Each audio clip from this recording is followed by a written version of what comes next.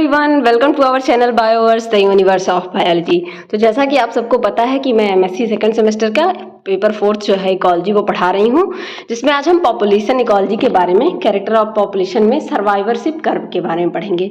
बाकी कैरेक्टरिस्टिक में हम लोगों ने क्या क्या पढ़ लिया है, पॉपुलेशन डेंसिटी पढ़ लिया है, पॉपुलेशन डिस्पर्जन पढ़ लिया है, ठीक है, नेटेलिटी एंड मॉर्टेलिटी पढ़ लिया है। आज बात है सर्वाइवरशिप कर्व की, जिसमें हम सर्वाइवरशिप कर्व के बारे में जानेंगे और इटेरियोपोरस और सेमलपोरस दो टर्म आते हैं उनके बारे में जानेंगे, जो आपके CSIR नेट या गेट के एग्जाम हो उनके लिए भी बहुत इंपॉर्टेंट है। ठीक है, तो चलिए स्टार्ट करते हैं। लेकिन स्टार्ट करने से पहले अगर आप इस चैनल पर नए हैं तो प्लीज़ चैनल को सब्सक्राइब कीजिए, और इन नोट्स की अगर आपको PDF चाहिए तो उसके लिए हमारा टेलीग्राम चैनल ज्वाइन कीजिए, जिसका लिंक डिस्क्रिप्शन में दिया हुआ है।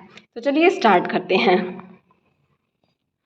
तो सबसे पहले हम लोग जानेंगे कि सर्वाइवरशिप कर्व किसे कहते हैं। What is survivorship? सर्वाइवरशिप से समझ आ रहा होगा किसी चीज़ का सर्वाइवल, कितने दिन तक वो सर्वाइव कर सकता है। सर्वाइवर से आप टर्म ले सकते हैं जिंदा रहना, ठीक है, किसी भी इन्वायरमेंट में सर्वाइव करना, अपने आप को ढालना, ठीक है, कितने दिन तक जिंदा रहना, वही क्या कहलाता है, सर्वाइवल। जैसा कि आप सबने डार्विन की एक थ्योरी पढ़ी होगी, सर्वाइवल ऑफ फिटेस्ट, तो वही सर्वाइवल की यहाँ बात की जा रही है। तो ये एक छोटा सा मैंने डिफिनीशन यहाँ पे लिखा है, it is a graphical representation of individual alive in a population at various stage. ठीक है, तो यहाँ पे जैसा कि मेंशन है इसमें कि किसी भी इंडिविजुअल का यानी सिंगल स्पीसीज का वो कब तक जिंदा रहता है, किस स्टेज तक जिंदा रहता है, उसी का जो रिप्रेजेंटेशन है ग्राफ के फॉर्म में, उसे हम क्या कहते हैं, सर्वाइवरशिप कर्व कहते हैं। ठीक है, अब आपको ये तो समझ में आ गया होगा इस डिफिनीशन से कि सर्वाइवरशिप कर्व क्या होता है। ये एक रिप्रेजेंटेशन होता है, ग्राफिकल रिप्रेजेंटेशन होता है किसी भी इंडिविजुअल के जिंदा रहने का, कि वो कब तक सर्वाइव कर पाता है किसी भी पर्टिकुलर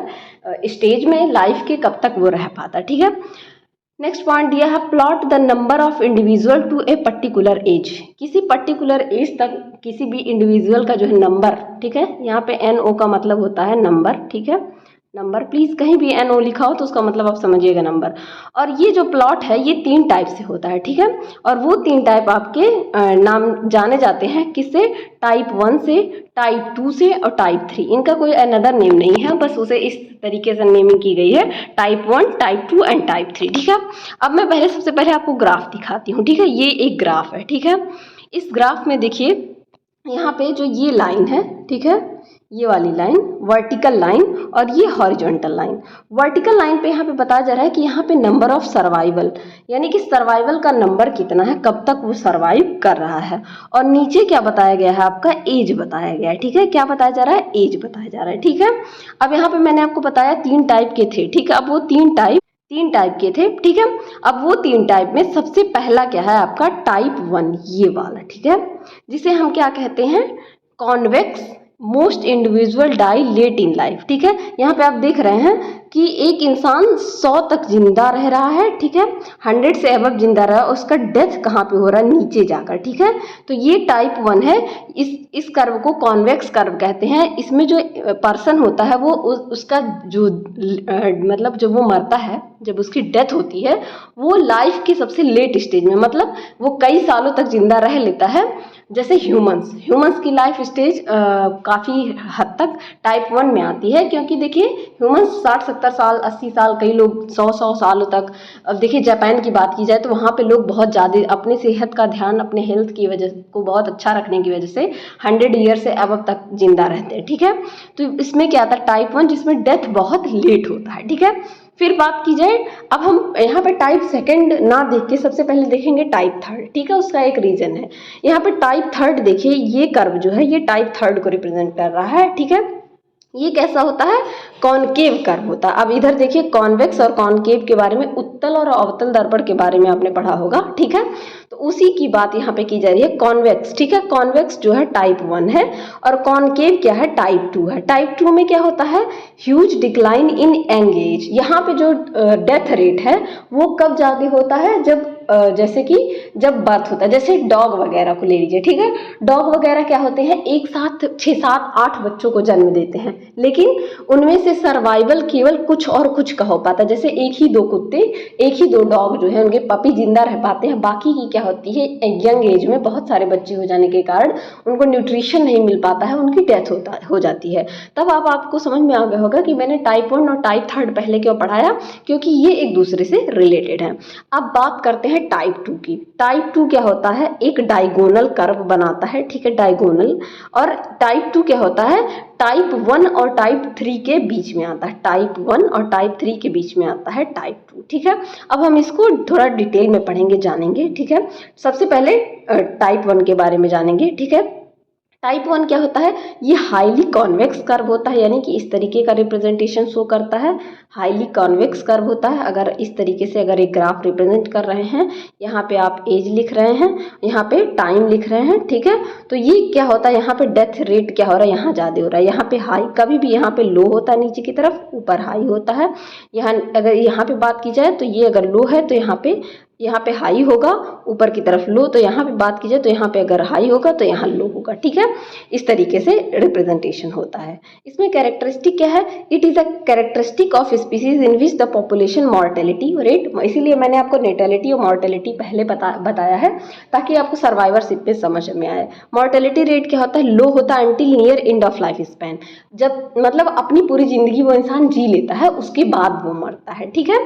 तो यहाँ पे मॉर्टेलिटी रेट क्या होती है, डेथ रेट क्या होती है, लाइफ के एंड में होती है, ठीक है। बस यही बात यहाँ पे बताई जा रही है। It is known as death senescence curve, इसे डेथ सेनेसेंस कर्व भी बोला जाता है, ठीक है। High age of survival probability at early and middle life, ठीक है।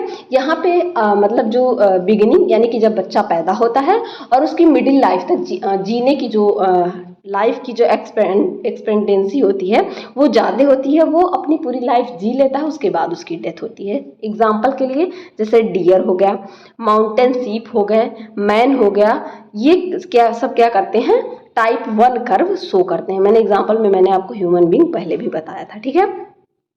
नेक्स्ट पॉइंट में कह रहा है have few of spring but invest much time in high parental care. High parental, आपने जब ग्रेजुएशन किया होगा तो वहाँ पे आपने, ठीक है, इनवर्टिब्रेट और वर्टिब्रेट्स के बारे में जरूर पढ़ा होगा। तो वर्टिब्रेट्स में आपने एम्फीबियंस जरूर पढ़ा होगा, ठीक।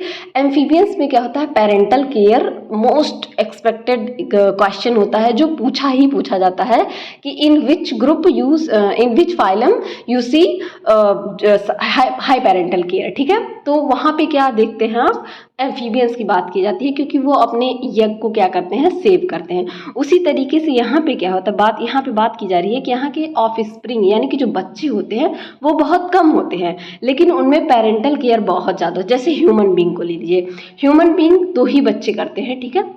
अभी नई पॉलिसी की मैं बात कर दूं तो 2 चाइल्ड पॉलिसी है। तो मान लीजिए आपके पास 2 चाइल्ड है, ठीक है, और हस्बैंड वाइफ दोनों अर्निंग कर रहे हैं, ठीक है। तो वो अपने बच्चे के स्टडी का, उनके फूड का, उनके न्यूट्रिशन का, उनके हर चीज़ का, उनकी जो भी सुख सुविधा है उनका बहुत अच्छे से ध्यान दे सकते हैं, ठीक है।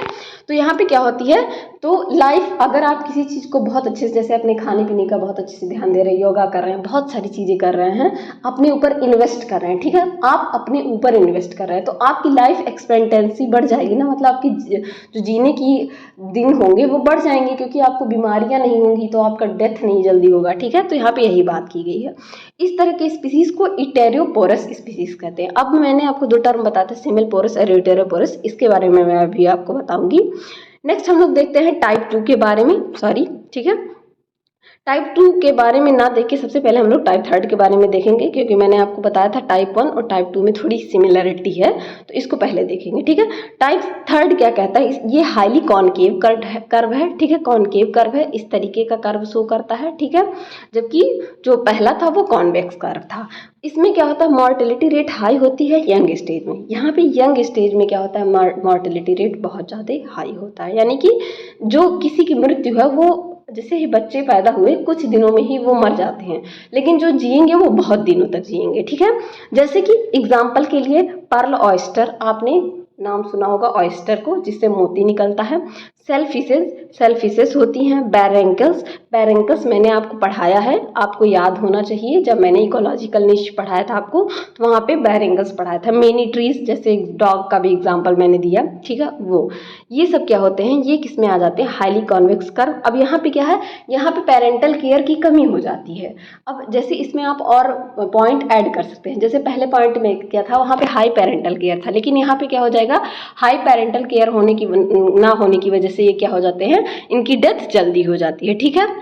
और उसके बाद से इसमें जो है एज ऑफ सर्वाइवल प्रोबेबिलिटी क्या होती है, लेट होती है। इस तरीके से आप कुछ पॉइंट खुद से भी ऐड कर सकते हैं, क्योंकि जब भी आप एमएससी के उसमें देखेंगे तो आपके जो एग्ज़ाम होते हैं वो डिस्क्रिप्टिव होते हैं, यानी कि आपको लिखना रहता है, तो आपको पॉइंट तो अच्छे अच्छे देने ही पड़ेंगे। तो भले ही मैं थोड़ा कंसाइज पढ़ाती हूँ, लेकिन आप उसमें पॉइंट ऐड कर सकते हैं, ओके। नेक्स्ट में आप अब देख सकते हैं, नेक्स्ट सर्वाइवरशिप कर्व में कौन सा आएगा, टाइप 2, ठीक है, टाइप 2, ठीक। टाइप 2 क्या होता है, constant probability of dying at any stage. इसमें मरने का जो, या मृत्यु दर जिसको आप कहते हैं, या डेथ रेट जिसको कहते हैं, वो किसी भी स्टेज पे हो सकता है। मतलब बिगिनिंग में भी हो सकता है, मिडिल में एज में भी हो सकता है, और लेट स्टेज में भी हो सकता है, लेट एज में भी हो सकता है। जैसा कि मैंने आपको पहले भी बताया, ये किसके बीच में आता है, इसका मतलब होता है बिटवीन, ठीक है, between. It falls between type 1 and type 2। ये टाइप 1 और टाइप 2 के बीच में आता है, ठीक है। नेक्स्ट बात की जाए, rate of mortality is constant at all age group. किसी भी एज ग्रुप में, जैसा कि मैंने आपको बताया, चाहे मिडिल एज हो, चाहे अर्ली एज हो, चाहे लेट एज हो, किसी भी एज में इनका डेथ हो सकता है।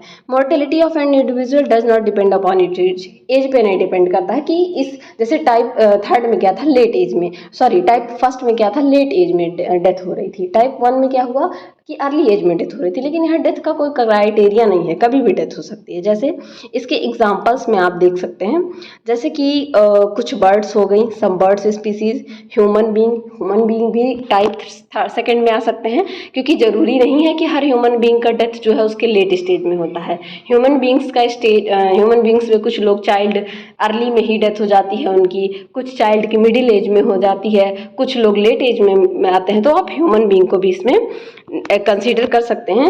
ह्यूमन बीइंग क्यों कंसीडर किए जा रहे हैं, due to poor nutrition, hygiene. और एग्जांपल क्या है इसमें, अमेरिकन रॉबिन, लिजर्ड हो गए, माउस हो गए, रोडेंट्स हो गए, ठीक है। रोडेंट्स में आपके माउस और जो है रैट्स दोनों आ जाएंगे।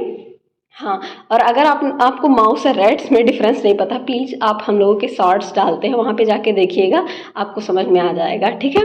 अब हम लोग दोनों टर्म के बारे में समझते हैं कि सिमेलपोरस और इटेरोपोरस में डिफरेंस क्या होता है। तो इटेरोपोरस को मैंने जैसे कि बताया, टाइप 1 सर्वाइवरशिप कर्व इसमें आता है। इसमें क्या होता है, organism which are likely to breed several times during the course of their life span. ये क्या करते हैं, कई बार ब्रीडिंग इनमें होती है, यानी कि चाइल्ड को कंसीव ये कई बार करते हैं अपने लाइफ स्पेन में। This strategy is called iteroparous. इस तरह की स्ट्रेटेजी जिसमें होती है, जिस एनिमल में, उन्हें क्या कहते हैं, इटेरोपोरस एनिमल कहते हैं। जैसे वर्टिब्रेट्स हो गए एंड पेरिनियल प्लांट हो गए, सच एज ट्री, ठीक है। ट्री जो लाइफ में कई बार क्या करते हैं, कंसीव करते हैं, और मतलब इन लाइफ में ब्रीडिंग इनकी कई बार होती है। It refers the number of reproductive event in life span, ठीक है। ये किसको रिप्रेजेंट करता है, रिप्रोडक्टिव इवेंट कितनी बार हो रहा है। दे आर ईदर पीरियोडिक, यानी कि सीजनल बर्ड हो सकते हैं, या कॉन्टिन्यूस ब्रीडर हो सकते हैं, जैसे कि चिंपैंजी। मतलब ये दो टाइप के होते हैं। जैसे ब्रीडिंग भी कई टाइप की होती है, जैसे बर्ड्स को मान लीजिए, उनका एक टाइम होता है, या डॉग्स को ले लीजिए, आप डॉग्स को ही ले लीजिए, तो वो क्या करते हैं, देखिए आप जब ठंडी के दिन आते हैं, तभी जो भी लोग गांव के एरिया में रहते होंगे, या जिन लोगों के घर में डॉग्स होंगे, तो आपने ज़रूर नोटिस किया होगा कि जो डॉग्स होते हैं, जो ठंडी के दिन होते हैं, तो उसमें अपने बच्चों को बर्थ देते हैं। तो क्या होता है, उनका एक सीज़न होता है, वो उसी सीज़न में बर्थ देते हैं। और कॉन्टिन्यूस ब्रीडर में चिंपैंजी, इनका कोई टाइम नहीं होता, ये किसी टाइम पे बर्थ दे सकते हैं, या ह्यूमन भी किसी टाइम पे बर्थ दे सकता है। ऐसा थोड़ी ना डिसाइडेड है कि नहीं जब विंटर सीजन आएगा तभी हम चाइल्ड को बर्थ देंगे, या जब समर सीजन आएगा तभी हम, या ऑटम या स्प्रिंग सीजन आएगा तभी हम चाइल्ड को बर्थ देंगे। ऐसा थोड़ी ना होता है, ऐसा नहीं होता है, ओके। तो ये किसी भी सीजन में ब्रीडिंग कर सकते हैं, ठीक है। अब बात की जाए नेक्स्ट की, जिसे हम सेमेलपोरस कहते हैं। ये क्या होता है, इसमें स्पीसीज कैसी होती है, with type 3 curve, likely breed only once during their life time. यहाँ पे क्या होता है, ये अपने लाइफ टाइम में केवल एक बार ही ब्रीडिंग करते हैं, ठीक है। इनकी ब्रीडिंग एक बार ही होती है। स्ट्रेटजी, इस तरह की स्ट्रेटजी को क्या कहते हैं, सिमेलपोरस कहते हैं। जैसे कि अगेव सावाबी एक एग्जाम्पल है, ठीक है इसका। नेक्स्ट बात की जाए इसमें कॉमन इन इंसेक्ट, जैसे कि इंसेक्ट्स में ये कॉमन है। Other invertebrate also occur organism such as salmon, bamboo, grass, annual plant and agave plant. इन सब में क्या होता है, ये अपनी लाइफ में, बम्बू प्लांट भी अपनी लाइफ में एक बार ही केवल बर्थ देता है, उसके बाद से वो क्या हो जाता है, डेथ उसकी हो जाती है, वो मर जाता है, दोबारा वो बम्बू प्लांट को बर्थ नहीं दे पाता है। मतलब ये आप देख सकते हैं। और एक एग्जांपल मेरे दिमाग में आ रहा है, स्कॉर्पियन की बात की जाए, स्कॉर्पियन भी अपने पूरे लाइफ स्पैन में एक बार ही बर्थ देता है और अपने चाइल्ड को बर्थ देने के बाद उसका तुरंत डेथ हो जाता है। अगर आपने इन्वर्टिब्रेट्स पढ़ा होगा तो उसमें जरूर स्कॉर्पियन का एग्जाम्पल आपने पढ़ा होगा, बिच्छू, ठीक है। वो क्या होता है, बस एक बार ही अपनी लाइफ में क्या करता है, बर्थ देता है। यहाँ पे एक नोट दिया गया है, ठीक है, कुछ टर्म मिक्स ना हो उसके लिए। यहाँ पे देखिए नोट दिया गया, term semelparous and annual are not strictly synonymous. जो टर्म सिमल पोरस है और एनुअल है, ये मतलब स्ट्रिक्टली क्या है, सिनोनिम नहीं, आप इनको एक दूसरे के कह सकते हैं कि जो सिमल पोरस होंगे वो एनुअल ही होंगे, ठीक है। या semelparous refers to the reproductive event and annual refers to the life span. यहाँ पे सिमल पोरस का मतलब डायरेक्टली किससे है, टर्म को समझिए, रिप्रोडक्टिव इवेंट से है, जबकि एनुअल का मतलब होता है लाइफ स्पैन। मतलब कि कोई प्लांट अगर एनुअल है तो वो उसकी लाइफ स्पैन क्या है, 1 साल की है, ठीक है, एनुअल मतलब 1 साल की है।